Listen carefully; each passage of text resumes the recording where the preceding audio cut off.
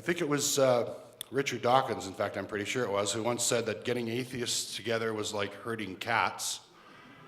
So I just have one word for all of you today, and that is meow.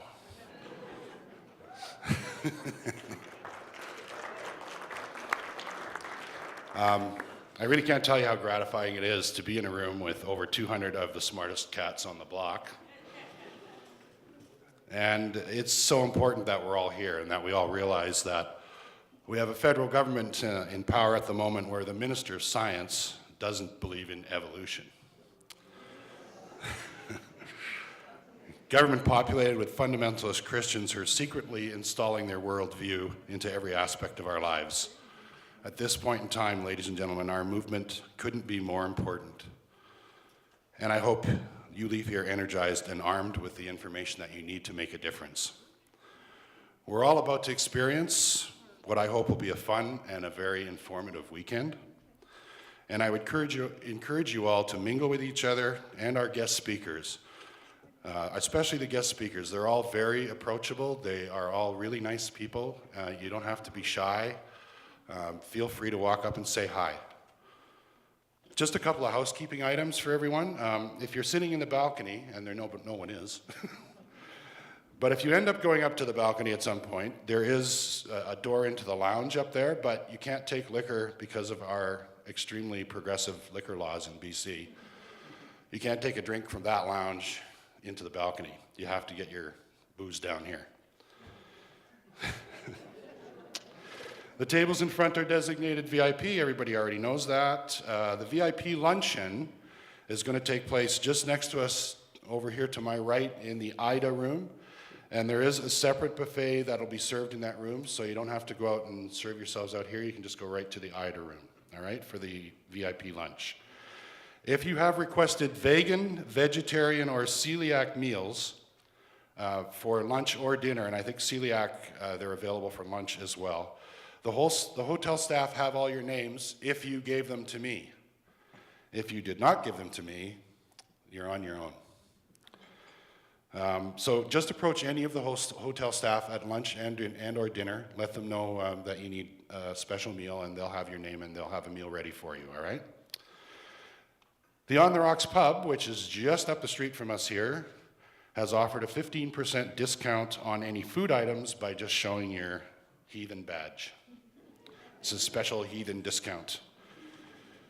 We have a limited number of 2-for-1 drink tickets good in the hotel, restaurant, and lounge, but when I said that we were going to give them out to the first 100 folks to buy a t-shirt or a book, I hadn't read the fine print at the bottom, which is that they're only good for non-alcoholic beverages. So all you folks that said, oh, so I don't drink, you're good now. And if you wish to attend the comedy show only tonight, the dinner is it's too late for that, but if you want to attend the comedy show at 9 tonight, we'll set you up. There'll be tickets available at the door for $25. All right, I think that's about it. Now, if you would please join me in welcoming Chris Rustin. Chris?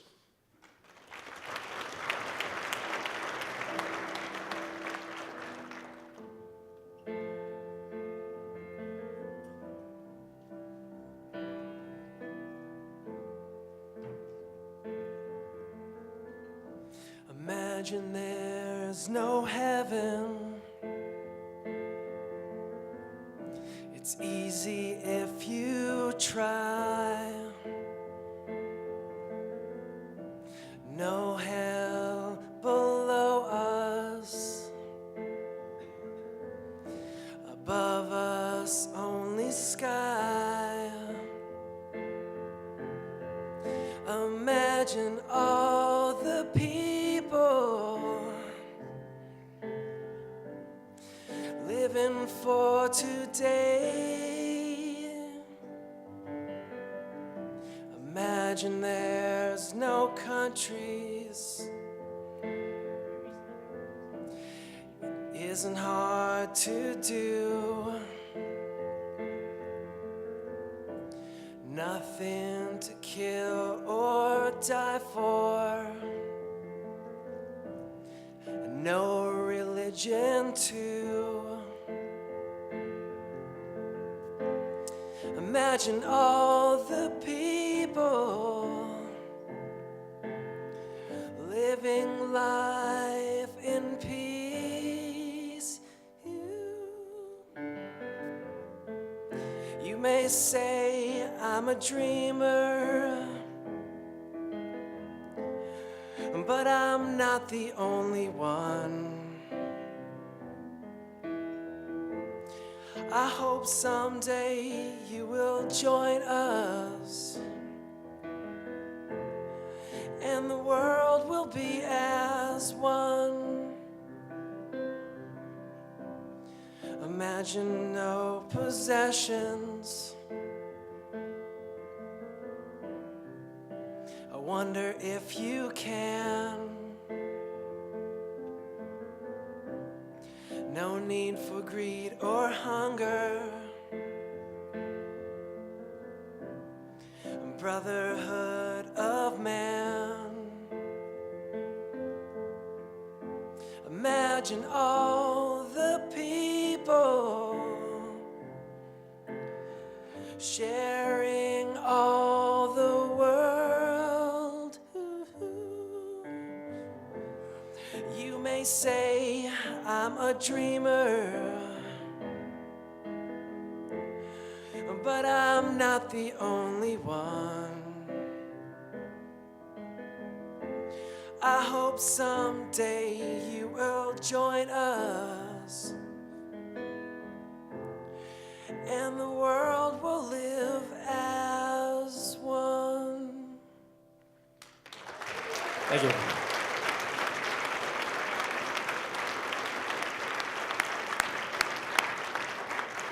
Awesome, Chris. Thank you. I'm choked up now. I always get choked up when I hear that song.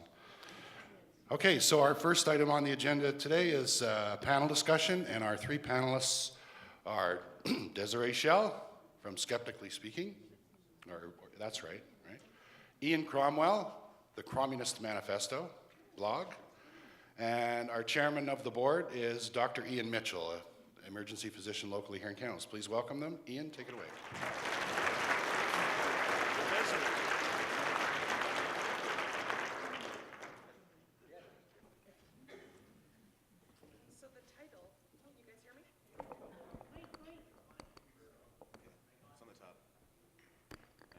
Hello. Okay. So since the title of the panel is alternative medicine, I thought we'd maybe get a definition out of the way first, because, correct me if I'm wrong, but alternative medicine is kind of a misnomer, is it not? I would say, yeah, alternative medicine is a bit of a misnomer. I mean, there should, I think, it was said best that there is no alternative medicine, there's only medicine, and whatever works, that's medicine. If it doesn't work, that's not really medicine.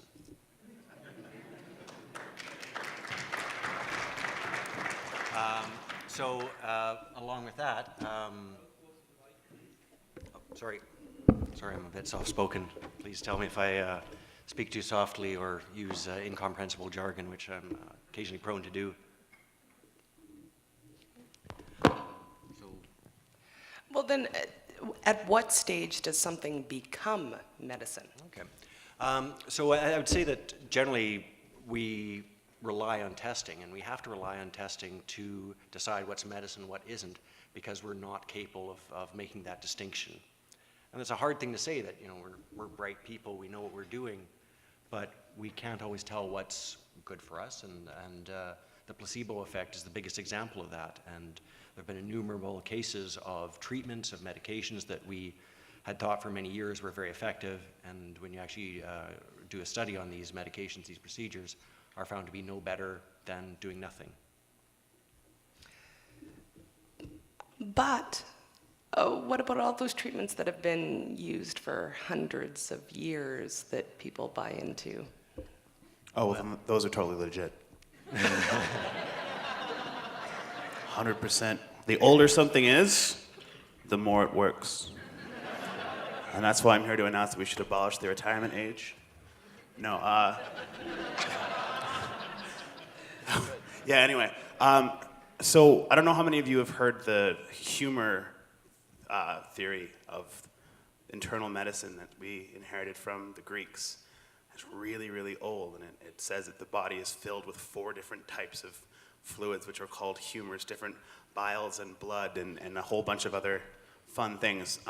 That's really old too, but we know that it's not just that that's no longer in vogue today, it's that when we tested it, it didn't work. So the age of a treatment or the popularity of a treatment has absolutely nothing to do with how legitimate it is in terms of actually providing a health outcome. And the only way that we can do that is to measure it rigorously the way that we do anything else that we want to make claims about. I can provide a bit of an example, and this has been appearing on some blogs recently. There's a plant called Aristolochia, and it's a herb that's been used in clinical practice, well, in herbal medicine for thousands of years. It was used by the Egyptians. It's used in traditional Chinese medicine, lots of different species of this plant. And the plant itself looks a bit like the birth canal. And because of that, and the name actually comes from Aristo, meaning noble, and lochia, which refers to birth. So it's a medication that looks like the birth canal. And so, like being like, you'd use it to give to women at childbirth to help in their childbirth. And it's also been used in European and Chinese medicine for arthritis. And its use goes back, as I said, thousands of years. So it's safe and effective. But it's not. It's actually a group 1 carcinogen, the highest class rated by the International Agency for Research on Carcinogens. And it's in the same class as asbestos and plutonium. And it's also a potent kidney toxin, and it causes kidney failure and gets people on dialysis. So not perhaps the ideal herbal medication to be using. And this was not known about for hundreds, thousands of years. And part of that is it takes time for the kidney damage to develop. So if you're dying at age 40, which in a lot of times in the world that was the case, you'd never know that that's what caused your problem. And thousands of people have died from this herb in the Balkans, from Balkan endemic nephropathy, which is a kidney disease that killed people very young, killed people in their 40s, and it wasn't really figured out until people expanded their lifespan. And this is a plant that people in the Balkans don't eat. It's a weed. They don't eat that. So people would show, well, are you eating this plant? And well, no, we don't eat this. But enough of it grows in the margins around the grain fields, and it gets into the food supply, and it kills people. And in Taiwan, this medication is still being used. It's not approved, but people still use it as traditional medicine. And in Taiwan, they have 4 times the rate of bladder and kidney cancer as the rest of the world, and it's all due to this herbal medication. So despite the fact that it has thousands of years of use, it wasn't until the 90s that we were able to tell that it's an incredibly potent carcinogen and kidney damager. So I think that's one of the great examples of how herbal medicine cannot be justified solely by age and history of use. Okay, well, maybe that's a bad example. But honestly, there's so many others that are totally natural, and why would you want to put drugs in your body when you can heal yourself naturally? Did you just ask why I want to put drugs in my body? We'll talk after the panel. There is a substance that exists in the realm of chemistry. It's not a drug, but it's 100% natural, and therefore, by your logic, 100% safe. It's a really simple compound. It's just a carbon and a nitrogen triple bond. It's called cyanide, and one drop of that shit will kill you fast. So if you make a bullet out of all natural lead, it'll still kill you. The naturalness of a compound doesn't necessarily mean that it's safe. When in toxicology they talk about, there's a maxim that the dose makes the poison. Technically, except, as someone pointed out, for Gatorade, anything is poisonous if you have enough of it. Your body can only take so much of any kind of chemical imbalance. The reason why we use drugs as opposed to our own fancy home brew is because in order for a drug to make it onto the market, it has to go through a vetting process. The vetting process is by no means perfect, and I think we should be demanding better answers from not only our regulatory agencies, but the pharmaceutical companies that produce sort of new and improved versions of the same old drug. We should be demanding better, but it goes through a process that's not just how many bearded people think it worked really well for their grandpappy. It's not. There are good ways of measuring whether or not something works, and in fact, a lot of times you'll see drugs that are derived from natural sources that are just refined. The impurities are taken out, and they're put into a form that won't cause distress. One of the best examples of that is ASA, acetylsalicylic acid. On its own is actually it irritates your bowel quite a bit. If you were to just brew willow bark, you'd have you'd have gastrointestinal problems.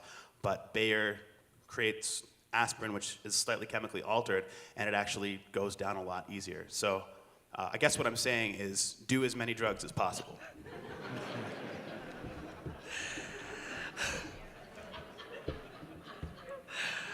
You know, Talk to me though, after the panel. I heard. I'll see you in the emergency department later. But this is Canada, so I won't have to pay. I heard that that scientists have already discovered the cure for cancer, and the only reason that we're not hearing about it is because pharmaceutical companies haven't figured out how to make a profit off of it. So there's two reasons I find that incredibly offensive. For those of you who don't know, when I'm not blogging, I have a job. I work for the BC Cancer Agency. I'm not a person who does like the lab stuff. I'm more towards the policy end. But that doesn't stop people from assuming that I work in the lab all day, which is fine. And there is a cure for cancer. It's called surgery. It just doesn't work all the time, and it doesn't work for all cancers. The other reason why that doesn't make that the idea of a cure for cancer is actually a cluster of diseases. It's hundreds of different diseases that have similar characteristics, but kidney cancer and retinoblastoma and lung cancer are, even those cancers are different groups of cancers. So to talk about the cure for cancer is like talking about the cure for disease. It's not a thing. The concept itself is self-defeating. The other thing is, I don't know, I think most of us could describe ourselves as skeptics, and I don't know how skeptical you'd have to be to think that a pharmaceutical company couldn't find a way to make money off the cure for cancer. Like, if they had it, like I mentioned aspirin before, and they sell aspirin, and they make money off of that. And if they can't find money to be made on the cure for cancer, then like, what are they doing? Even if they just gave it away for free. Even if Pfizer tomorrow said, by the way, we've discovered, we went to Botswana and we found this plant, and it turns out the plant cures cancer, like in everyone's twisted fantasies. And they came out with it tomorrow, and they said, we are making this available for free, for everyone forever. All Pfizer would have to do for the rest of the time, if it wanted to make any money, is to make one commercial. Pfizer, we cured motherfucking cancer. Profits forever.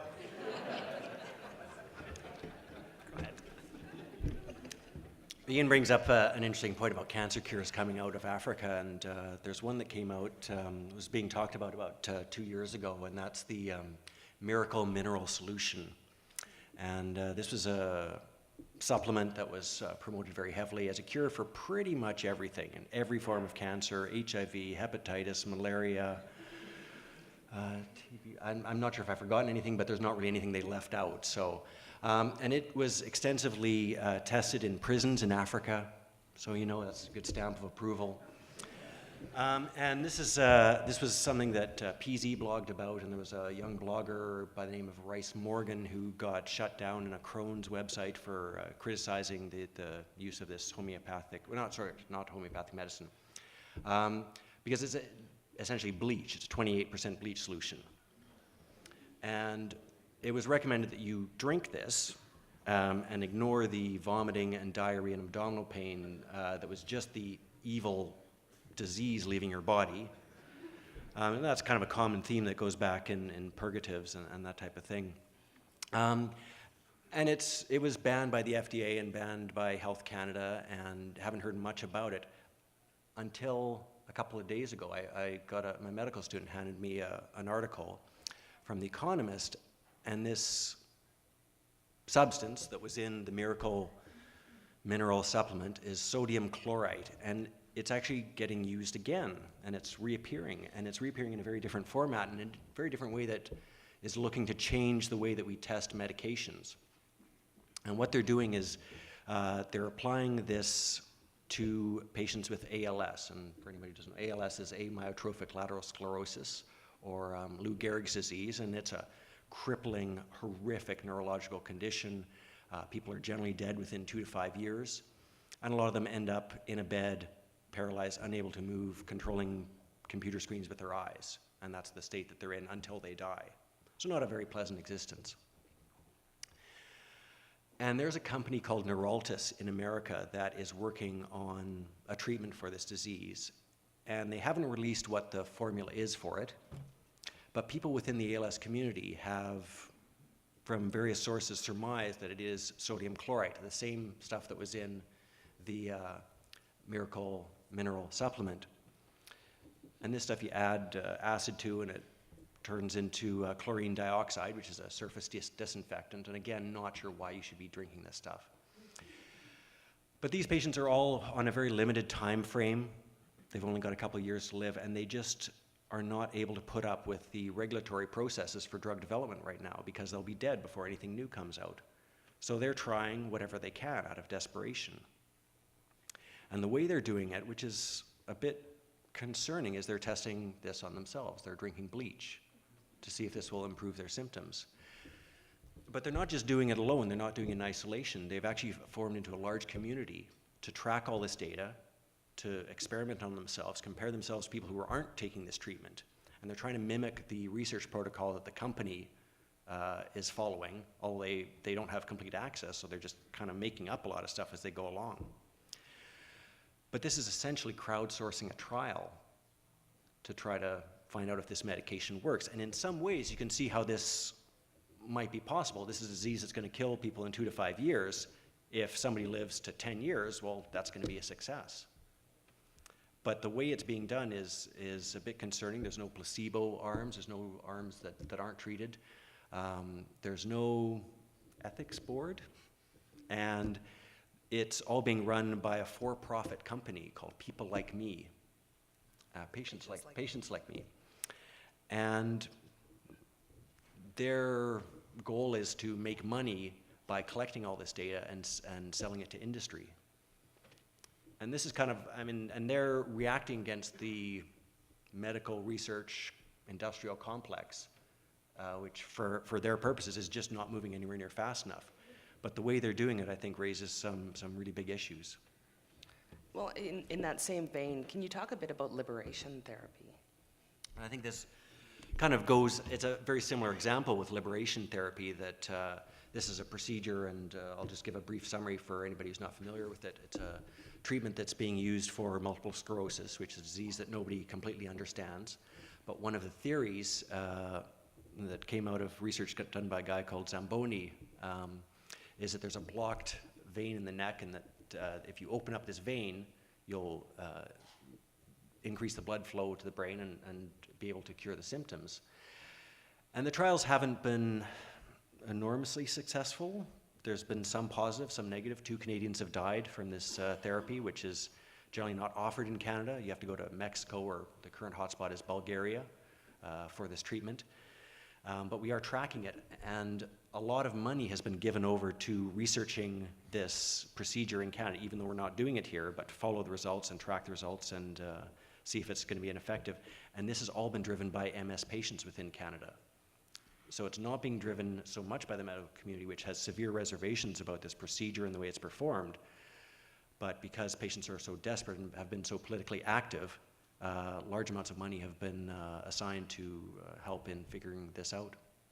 And I do want to point out that there was really no evidence that this procedure was working at all, and it did come. The reason that we're funding it, I believe $10 million Alberta has put into observational studies, and Saskatchewan and Manitoba teamed up to actually do clinical trials now, again, and there's no evidence at all. So that was pushed by activism. There was actually quite a large protest at the Alberta legislature with MS patients. So what I want to talk about is they're using activism. What are we doing? Not enough, clearly. Do you want to talk about your activism? Sure. So I'm also a member of Center for Inquiry Vancouver. And one of the approaches that we have been trying over the past couple of years is to be visibly skeptical. A lot of people, in my sort of very educated total guess, is a lot of people are reflexively skeptical about many things. That not everyone believes every single claim that everyone makes about everything. Otherwise, you wouldn't be able to survive. What you have to do is get people primed to activate, to sort of throw up their skeptical barriers, instead of just assuming that if someone has MD or PhD next to their name, that somehow grants them legitimacy. So one of the first things that we did as a community in Vancouver, when we found out that Deepak Chopra was coming to give a talk about whatever it is that he talks about, we got a group of about 20 people together. We put together a flyer that had some of the things that he had said, some of the sort of ridiculously outlandish claims that he had made about how cell-to-cell signaling pathways meant that cells could instantaneously communicate to each other and to every point in the universe because quantum. That was a fun one. Or that if there's no one there to look at the moon doesn't exist. And I wanted to say, you're a solipsist, and hang up on him, but I didn't. Nice, 4 people got that joke. All right. So we showed up outside the Queen Elizabeth Theatre. The important thing to remember when doing something like this is to understand what the zoning laws are for private and public property in your city. Vancouver, the city of Vancouver owns the sidewalks, which means that anyone can be on the sidewalks. It is not necessarily the case in all cities. So if you're going to do something like this, make sure that you've got your ordinances cleared. We asked people as they were passing by if they were coming to the show, and then we offered them a pamphlet. And so we were wearing our CFI gear, but I think most people didn't really pay much attention. They assumed that we were there with the show. So they opened up the pamphlet and they started reading. And then they realized, wait a second, this is not pro-Chopra. Most people kind of went, oh, okay, whatever, and put it away. Some people tore it up angrily, which I thought was a really, really bizarre reaction. And then a few, and this was sort of one of the things that we were going for. Our main goal was to get people thinking skeptically while he was talking. But one of our ancillary goals was to get people to come and talk to us and tell us why they disagreed with the things that we said. So we had a lot of really interesting and productive conversations with people who were going to the show, who maybe didn't know a whole lot about what Mr. Chopra, Dr. Chopra was promoting. And we got some people just kind of dismissed us. One guy said, "Do you think that's solid ground you're standing on?" And we started getting into like atomic theory, and he was like, "Aha! Well, you don't know what energy is, and therefore quantum." And then he tried to get into the theater, but the door was locked. And I just let it go. I was like, I think I just won that one. Another thing that we did, we participated in the many of you have probably heard of the 1023 homeopathic overdose. We stood on the steps of the Vancouver Art Gallery, which is another public space, and we actually made our own 30C caffeine solution, our homeopathic remedy. We did this repeatedly while we talked to people who were passing by, and basically illustrated for them right in front of their eyes that what homeopathy is. A lot of people don't know. They assume it means tea and candles and a happy ending, and it's So once we illustrated for them what it actually was, we had, again, a lot of really productive conversations with people who said, I didn't know that this is what they were selling, and that's ridiculous. It's obviously ridiculous. So the trick is to get them to break people out of the sort of, keep on going along way of processing, and get them to start engaging their nascent skepticism, because it's there and everyone does it. It's just a question of how do we get people to start doing it about claims where they ordinarily would just say, oh yeah, well, it makes sense to me.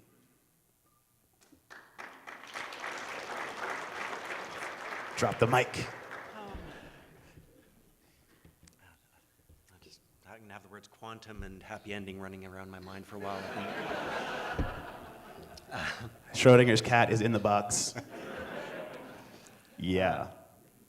I don't know that I have too much to add. I'm not a particularly active skeptic in our community outside. Certainly in my work environment, I struggle almost on a daily basis with people who come in and show me their homeopathic remedies or tell me what their chiropractor's been up to. And I'm often asked for my opinion on these, and I generally say I can't really offer an opinion because I do science and they don't. So, if you want to do science, and I'm happy to talk science, but if we're not going to talk science, then I just can't talk about that. I'm wondering. Sorry, there's one really quick thing that I do want to say. If you're having conversations, I have a lot. Vancouver is full of people who are into pretty much everything. That's where it lives. Yeah, it's bad out there. Reflexology on every corner. You laugh, but I'm actually serious. When talking to your friends who are on a cleanse or doing something else ridiculous, it's really, really important if you're going to talk to them and have a productive conversation. I'm not going to tell you to be nice. I think everyone knows when you're talking to your friends, it's better to be nice than to not be nice. The thing that I will say is make sure that you make it absolutely clear that we're not mocking these things because they're silly. It's not that homeopathy doesn't work because look how stupid it looks. It's because we have tested it. We have gone to the science, and when we do a rigorous test, it doesn't work. So things like chiropractic, things like acupuncture, things like homeopathy, where there might seem to be some surface plausibility. It's not because they're silly that they don't work. It's because they don't work that they don't work. Well, I'm wondering who exactly is our audience, and I understand we have multiple audiences when we talk about this, but I think some of the blame has to be placed at the feet of doctors, because I don't have a family doctor. I go to Medi-Centers. I haven't been able to find a doctor in Edmonton. So whenever I go to a Medi-Center for whatever other reason, I like to test the doctors, because I'm like that. So I say, so I'm thinking about trying homeopathy for whatever various problem I'm there for. And there is not one single doctor who has told me that it's ineffective. Not a single one. The closest it came was when one of the doctors actually said, oh, well, it works for some people, but I wouldn't spend a lot of money on it. I think that's a really good point. Well, first off, I just want to make a comment that I think if you go into a walk-in clinic where doctors are generally trying to see patients as quickly as possible, and you mentioned homeopathy, they can either spend 10 to 15 minutes arguing with you about that, or they can see another patient. And realistically, they're just not going to engage in that kind of conversation for that long. But I think it enters into another point, which is that in medicine, we realize that there's a lot of things we can't do much about, or that we shouldn't, that time alone will fix things, and strep throat would be a good example of that. There's not really any good reason to treat that with antibiotics or inner ear infections. So we're left with saying, well, just wait and it'll get better, or there's nothing we can do for this. But we know that there is something we can do. There is the placebo effect, and it's very powerful, and there's lots of good studies showing that even if you say, here, this is a placebo, take it, it'll make you feel better, that works. So in a way, well, how can we give people a placebo, and maybe they can even believe in it more? And to some extent, if they go for these natural therapies, I think that's not the worst thing in saying, well, go use something alternative, call it a placebo, but make it a cheap one. And would it probably be better if we had, Placebex, here, new product. From Pfizer. You just tell this pill what you want it to do, and it'll do it. And I think that's probably a better solution than homeopathy. It's the Rorschach approach to medicine. And even within that, if you give people a more expensive placebo, it works better than a cheaper placebo. So if we charge a lot of money for Placebo-X, or if we tell people to spend, $100 on homeopathy, well, they're going to think it works better. So, but I generally encourage people to find the cheapest placebo you can. Or weed. I sense a theme. Okay, we're talking about audiences. So doctors are one that maybe, if we chose to, we could have a conversation with them about the importance of being honest with people. But what are the other audiences that we're looking at? Like for myself, I think new parents are a big part of where we should be focusing our outreach. Because I can tell you, when I was pregnant, I did far more research, months of research, as to whether I should circumcise my son than whether there were any health benefits or detriments or such. But at the same time, I lived in Vancouver, so I was using homeopathy. I vaccinated, thank you. But there was even an aromatherapy spray that you were supposed to spray on your kid before they went to sleep so that they would have, a peaceful sleep. So I dutifully spritzed every night. And I did that because all my friends did. And I did absolutely no research about that at all, because I was far more innately skeptical about medical practices than I was about all these so-called natural things. And so, of course, when I realized I was completely wrong, I was horribly embarrassed. But how do we reach out to new parents about this kind of thing? So there are the world of health promotions can really sort of delve into that, because there are sort of within public health, one of the tools that is often used is something that's called health promotion strategy, which is to find high risk groups. So for certain for whatever factor you're talking about. So if it's HIV/AIDS, then you're looking at people who are the highest risk are men who sleep with men and sex workers and people who engage in certain other practices, injection drug users. And you focus, you tell everyone, by the way, don't get AIDS, but you focus more of your attention on the people who have the greatest need, who are at the greatest risk. And one of the things that works the best, instead of going and telling the people who are at risk, by the way, I'm smarter than you, which is how it comes across no matter how nice you are, you find out who it is that they listen to, who the opinion leaders in that community are. And then, can you imagine what a world it would be if Jenny McCarthy and Oprah were on our side? Yeah. They would still be stupid, but at least they'd be useful. I hope that doesn't sound horrible, but I mean, celebrity endorsement, for whatever reason, is a major source of information for a lot of people. If this person who I liked in Transformers 4, if Optimus Prime uses whatever Nason X, then I'm going to use it too. And so find out who it is, who are the opinion leaders, and then work on them. It's also a lot easier to change one person's mind than to spend the rest of your life running around trying to change everybody's mind. And those are the basics of community organizing, right there. Very nice. You don't have to clap for me, it's okay. We don't have much time left. Do you want to take some questions? Do people have some questions? I think we have the microphone set up, so please feel free to come on down.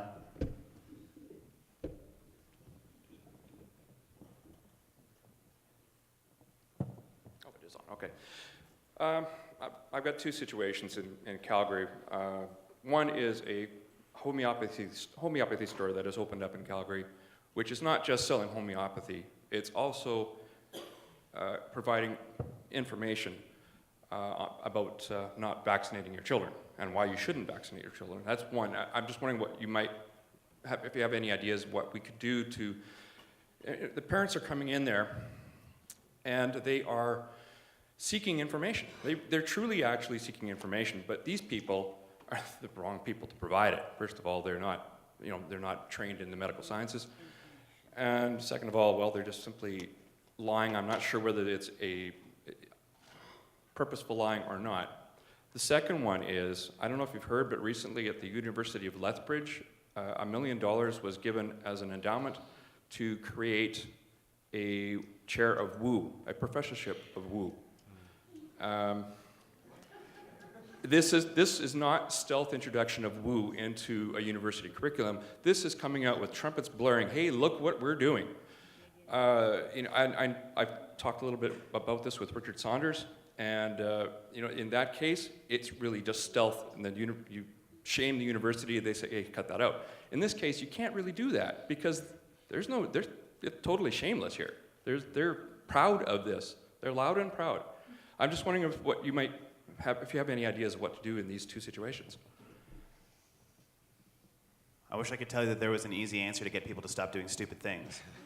I really, really wish I could tell you that. As far as the university goes, universities are corporations. As much as we'd like to pretend that they're institutes of higher learning, they make their decisions on the same parameters that corporations do. So it has to hurt their bottom line. So whatever strategy, the strategy that I think will work best is one where the university is at risk of losing money, either by a diminishment of their reputation or because a major funder says, I don't want to be associated with this. I don't know how you would go about doing that, but that would be where I would start.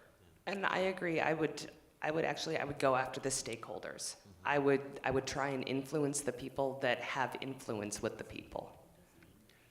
I mean, there's a traditional Chinese medicine center at UBC as well, and that the donors have put forward this money, and I think at the end you just have to kind of try to look after a period of time and say, well, what are the results coming out of this? Is there any value of this, or can we just take over the building and use it for something appropriate?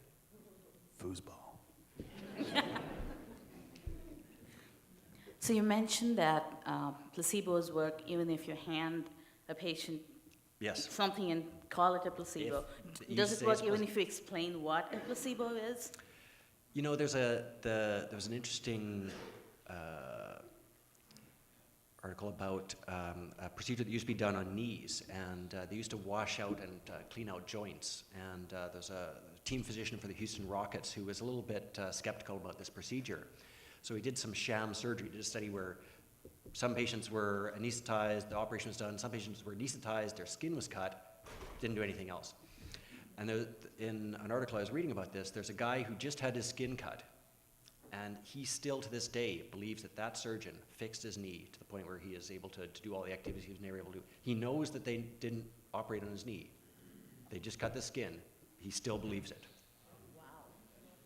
So placebo is a very powerful thing. Thank you. The other thing that's important to remember when you're talking about sick people is that they have a very, very, very high desire for something. When you're in constant pain, you want something, and if anything works, the emotional stakes are very, very high. So trying to talk people out of it is difficult because of the stakes at play.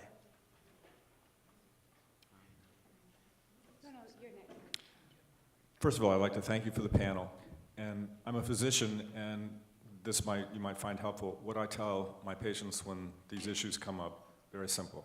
There's no such thing as alternative medicine. There's no such thing as complementary medicine. There's only evidence-based medicine. Could you please move to Edmonton? Could you move to Edmonton? We need that. Sorry. Thank you. It's been nice so far here in Canada. Thank you. Yeah.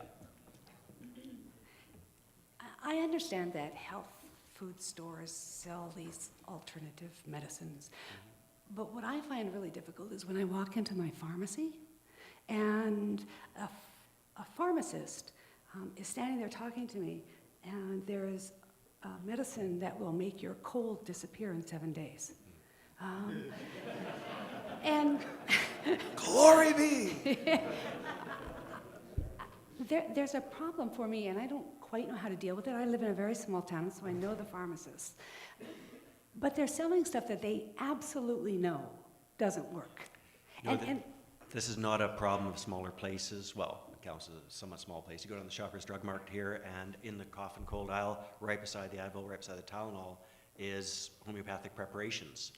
And I had a parent come in, and this kind of goes to the child aspect of things, and he said, I wouldn't have brought my child in, but the fever wouldn't go down even after I gave him this medication. And I looked at it and all kinds of unrecognizable ingredients. I said, well, it's because you're giving your child water. I mean, that's not going to work for fever. But this is right on the shelves, right beside, and many of the cold preparations have been taken off the market for kids under 6 because of dangerous side effects. So there's not very much left for sinus stuff for kids, anything like that. So this is the option they're left with, because this will work and it's safe for kids. But it's what it says on the bottle. Yeah. And it's right there, and that disturbs me so much that it's not in its own lock and key section that this is dangerous, should be kept away from normal people. Yeah. If you want to talk about what you can do, I suggest that you talk to either David Gordon or Pat O'Brien or anyone else who's a member of Center for Inquiry Canada.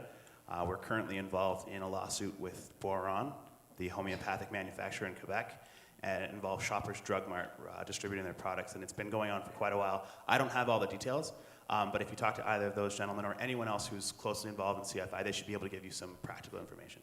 Okay, thank you. I find that the most common alternative medicine that I really kind of come across when talking to coworkers and other people and family and stuff is like chiropractic. So I have trouble trying to, I guess, instill a little bit of skepticism in them, because I mean, they go there and then it kind of works. They feel better afterwards, and then they're convinced that it's ultimately effective in fixing their pain or whatever, or they're even happy to just go there on like a monthly basis or whatever. What is the best sort of discussion that you could maybe think of, or way that you could present an argument for them, aside from describing what chiropractic used to be? Yeah. I also have just had a quick aside. Have you heard of people turning themselves blue from silver or colloidal silver? No, I've heard of it, I haven't seen it. With the chiropractic, I mean, they are people who spend a lot of time in school learning about backs and muscles, and probably a lot more time than I've ever spent. So my approach with patients, I say, if you're getting benefit from it, then fine. But if you're spending a lot of money, it doesn't work, and you keep coming back, then think again about what you're spending your money on. And the other thing I tell people is, they're with the chiropractors, with the homeopaths, they're giving you medical advice, clinical advice that will enrich them. They're selling products, they're selling their services. As a physician, I don't get kickbacks from the drugs. I have no financial interest in telling you to take one medication for another.